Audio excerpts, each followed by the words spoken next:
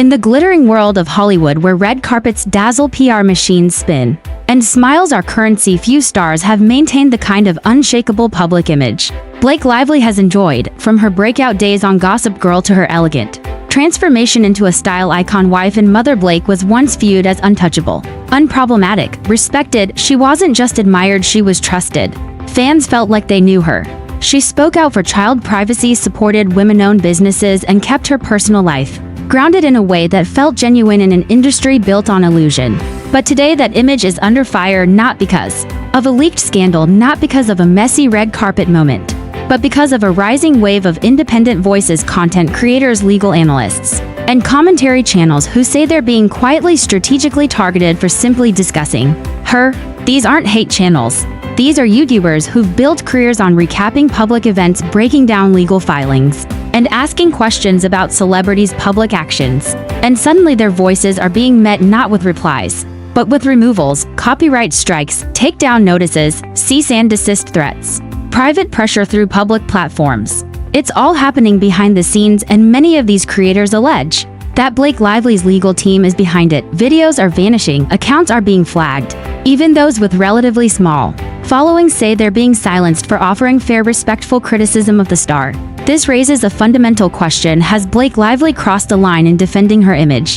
To understand how shocking this moment is, you have to consider how carefully Blake has managed her public brand. She's not just famous, she's strategic.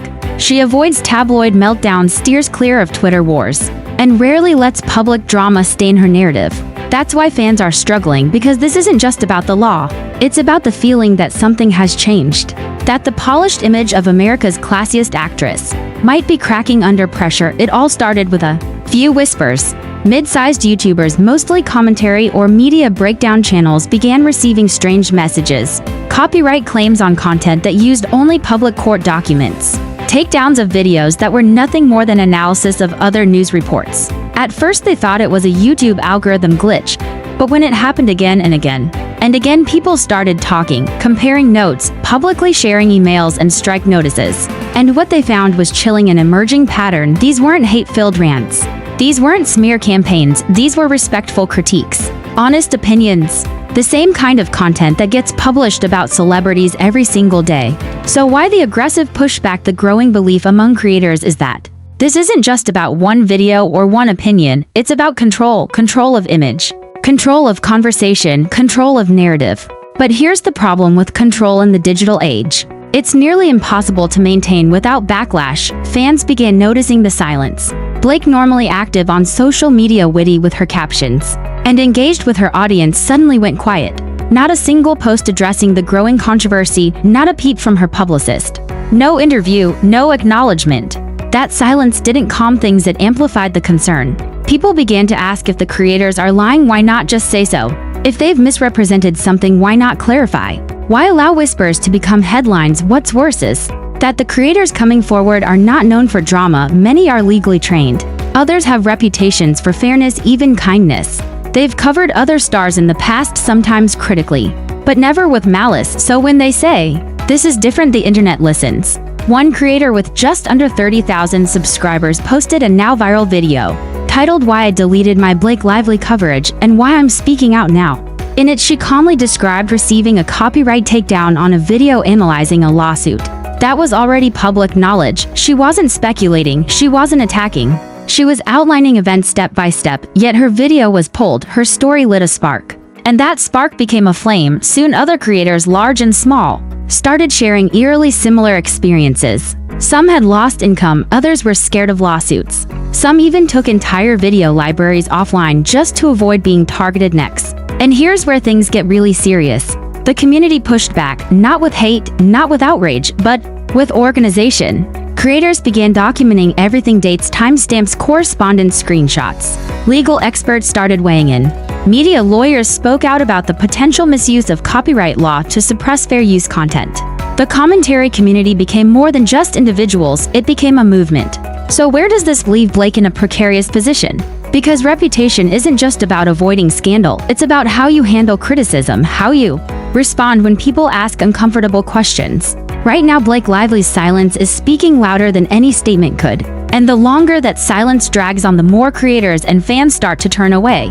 This isn't cancel culture, it's consequence culture. The consequences of trying to shut down conversation, instead of joining it, of using legal tools not as protection but as intimidation, of failing to recognize that in 2025 image is no longer a press release, it's a conversation. And if you try to mute that conversation, the internet only speaks louder. In the chapters that follow, we'll explore what content creators are actually saying, what their experiences reveal, what fans are feeling, and how the legal experts are interpreting this growing storm. We'll dive into the emotional shift happening across social media, the subtle unraveling of a once unbreakable brand, and the warning the situation offers for all celebrities in the age of digital storytelling. Because Blake Lively's image may not be destroyed just yet, but it's no longer protected by silence. And the world is watching. In the ever-watchful spotlight of Hollywood, reputations are built over decades but can unravel in days. Recently, an unexpected controversy has emerged involving A-list actress Blake Lively,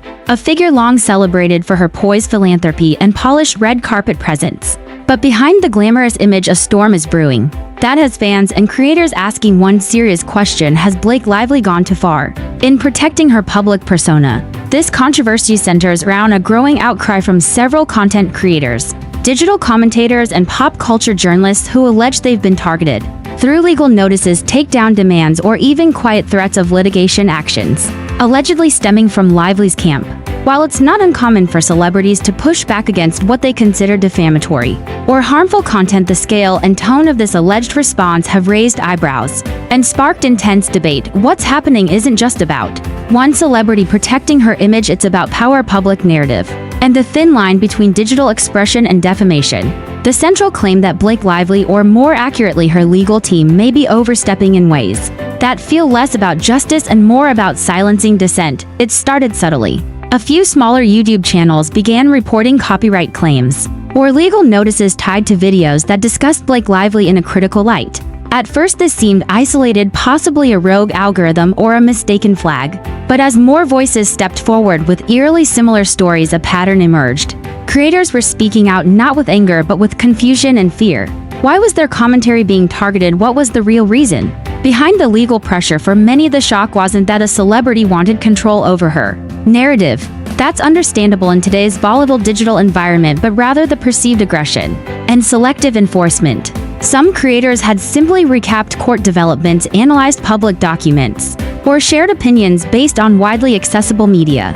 None of it, they argue, crossed the line into harassment or misinformation. So why the legal pushback? The emotional core of this controversy lies in the clash between celebrity image management and the new era of decentralized media. In the past, Hollywood stars controlled their public profiles through polished magazine spreads and tightly scripted interviews. Today, influencers, YouTubers, and TikTok commentators help shape those same narratives, often with fewer filters and more raw honesty. And when those worlds collide, the results can be explosive. What makes this situation unique is Blake Lively's previously unblemished image. Known for her elegance, wit, and family-first attitude, Blake has long been one of Hollywood's more universally liked celebrities. Her past controversies have been minimal, her red carpet appearances beloved, and her marriage to actor Ryan Reynolds often seen as #couple goals across social media. So when whispers of legal intimidation started circling, it didn't fit the narrative the public was used to. Is this the beginning of a PR crisis or just a misunderstood legal strategy aimed at protecting her from false accusations or exaggerated gossip? The answer may lie in how both Lively's team and the creator community continue to respond in the weeks ahead. One undeniable aspect of this saga is how rapidly it spread. Within days, hashtags began trending, videos exposing the issue garnered millions of views, and even mainstream media started paying attention. It was no longer a small group of creators raising concerns, it was a full-blown digital wildfire. Many creators who previously admired Blake Lively found themselves reevaluating their stance. Some felt betrayed, others tried to understand the actress's perspective. After all, navigating fame in the age of virality isn't easy. But while sympathy exists, so does disappointment. And that's where the real damage begins, when fans, not critics, start to walk away. Still, there are voices defending Blake, reminding the public that celebrities are people too, that they have the right to push back when they feel unfairly attacked or misrepresented. They argue that legal steps don't necessarily equal censorship, especially if the content in question crosses ethical or factual boundaries. These defenders emphasize the importance of due process and caution against prematurely painting Blake as a villain in a story that might have layers we don't fully understand yet. This leads to a vital question: can someone protect their reputation in today's hyper-connected world without being accused of suppression, and if so, what is the correct way to do it? What's clear is that this incident has opened up a broader conversation not just about Blake Lively but about the shifting power dynamics between traditional celebrities and the digital commentary class. Where once publicists and studio heads controlled the Hollywood narrative, now independent voices from bedrooms and basements can wield enormous influence. And when those voices feel threatened, they push back hard with screenshots, videos, timelines, and public outcry. The heart of the matter isn't whether Blake Lively is a bad person, it's about trust. It's about transparency. And above all, it's about respect for the delicate balance between fame and freedom of speech. Whether intentional or not, the alleged actions taken by her camp have caused ripple effects that may permanently shift how fans view the once untouchable star. As this story unfolds, we'll continue to explore its many angles.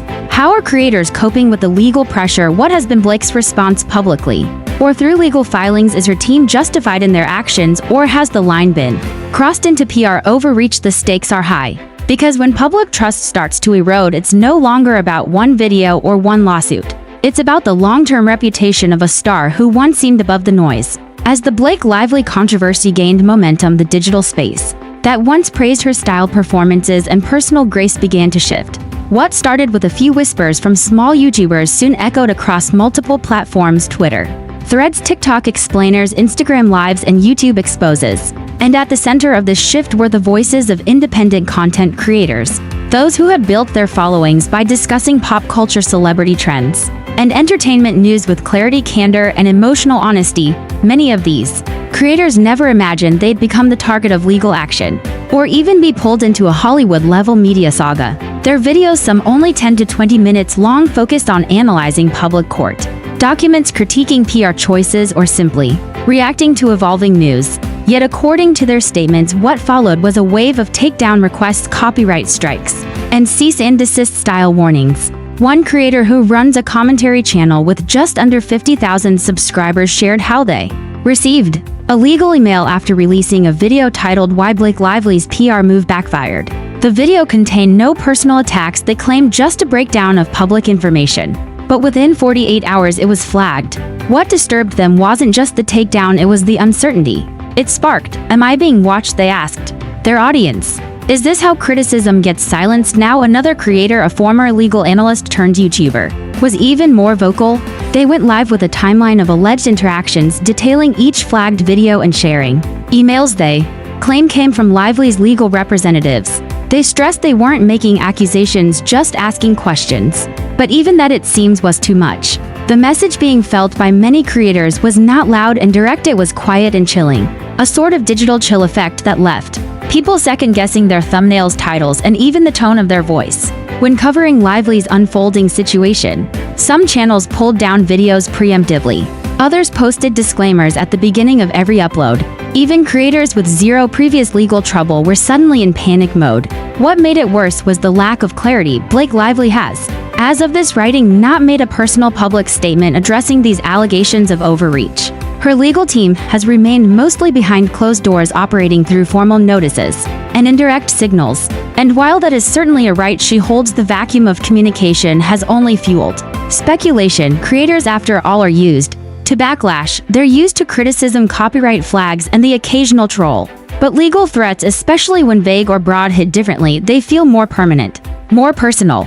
And when they come from someone with Lively's status and resources, it creates a profound imbalance of power. Some fans have pointed out that if the content being flagged was truly defamatory, then the legal action is justified. And that's a valid point. But the creators involved argue that their commentary is protected, rooted in opinion, critique, or analysis of public material. If I can't talk about what's already public record, one creator asked, what am I allowed to talk about anymore? This moment has triggered an introspective reckoning. In the commentary space, the question isn't just about Blake Lively. It's about the broader environment influencers and independent voices operate in.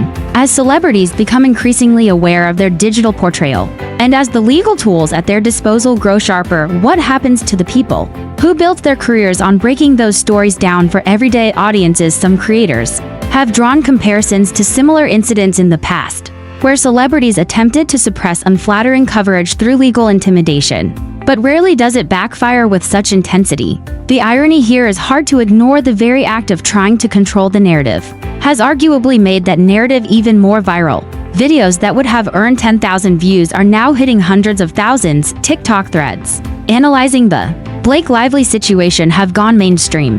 The story has become a symbol about more than just one star. Even those creators not directly affected are joining in. Solidarity videos are being posted.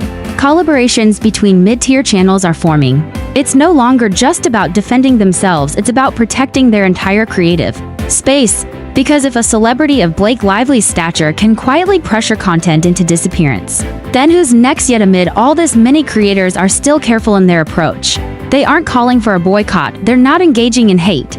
They're simply asking for clarity, fairness, and the right to share their perspectives, especially when done respectfully, and this respect surprisingly has become a hallmark of the response. The creators speaking out aren't screaming into the void. They're not using cheap insults or personal attacks. Instead, they're asking the kinds of questions that media outlets often avoid. What role should celebrities play in shaping online discussion about themselves?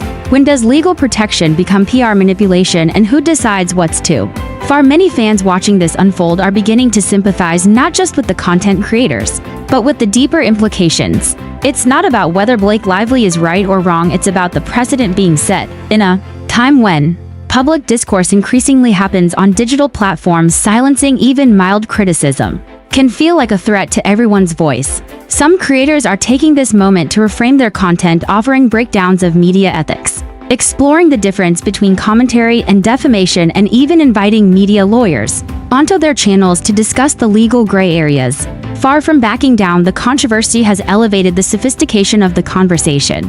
What we're witnessing is a shift in creator culture from reactive to reflective, from individual narratives to collective action.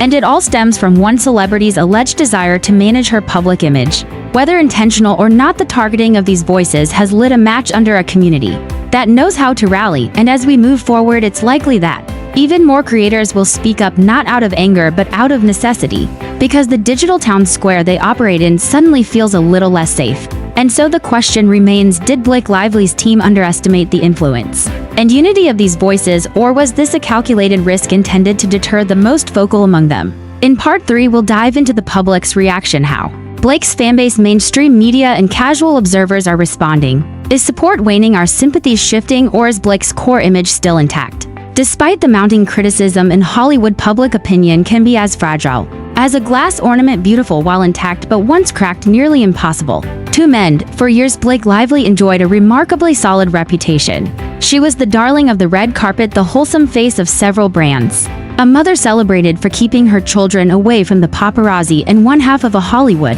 power couple that never seemed to falter.